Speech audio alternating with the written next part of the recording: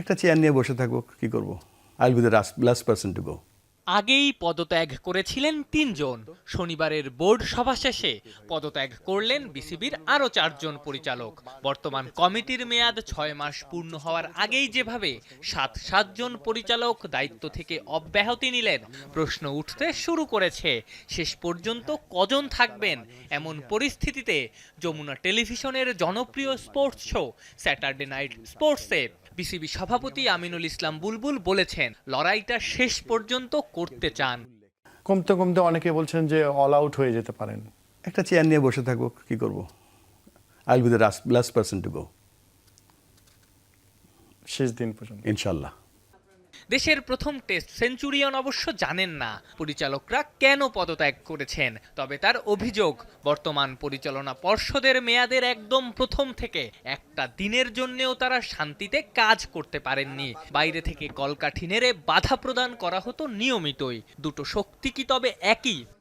যত ৬ মাস ধরে আমরা ৬ মাসের কাছাকাছি হবে এই বোর্ডটা রান করছি, একটা দিনের জন্যও কিন্তু আমরা শান্তিতে কাজ করতে পারিনি। আমাদেরকে একটা এক্সটার্নাল ফোর্স সবসময় ডিস্টার্ব করছে এবং করে চলেছে। আমাদের ধরেন ১৮ সালে মহিলা ক্রিকেটে কি হয়েছিল সেটা এই এখন আমাদেরকে কাঠগড়ায় দাঁড় করানো হচ্ছে। আগে বোর্ডে কি হয়েছিল, ওখানে কি হয়েছিল, সেটা আমাদেরকে ফেস করতে হচ্ছে সেগুলো। সো আমাদেরকে আরেকটু ফ্রিডম দেওয়া উচিত, আমাদেরকে সাপোর্ট করা উচিত। এবং যাদের কথা বলছি আপনারা জানেন, লেটস সাপোর্ট না করলে তো আমরা এগোতে পারবো না, আমাদের ক্রিকেটে স্থবির হয়ে যাবে। বর্তমান বোর্ড যে নির্বাচনের পর ক্ষমতার মসনদে বসেছে, সেটায় অস্বচ্ছতা ও অনিয়মের অভিযোগে তদন্ত কমিটি গঠন করেছে জাতীয় ক্রীড়া পরিষদ। রোববার যে তদন্ত প্রতিবেদন জমা দেয়া হয়েছে, প্রতিবেদন প্রকাশের পর বোর্ড যদি ভেঙে দেয়া হয়, সেক্ষেত্রে দেশের প্রথম বিশ্বকাপ অধিনায়কের কি হবে? আইসিসিতে আমি একমাত্র বাঙালি কিন্তু কাজ করেছি হিস্ট্রিতে। আমি বলছি না যে আমি বিরাট কিছু, বাট যেই এক্সপিরিয়েন্সটা আছে সেটা শেয়ার করার জন্য আমি এখানে বসে আছি। আমি সব কিছু ছেড়ে দিয়ে এখানে এসেছি টু সাপোর্ট মাই কান্ট্রি। এখন যদি না থাকে কোনো কারণে, নাই, নো প্রবলেম, আমার আরেকটা পথ দেখে নিতে হবে।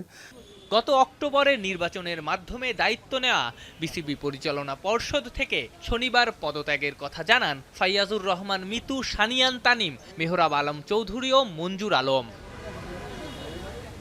আফনান পিয়াল, যমুনা স্পোর্টস, ঢাকা।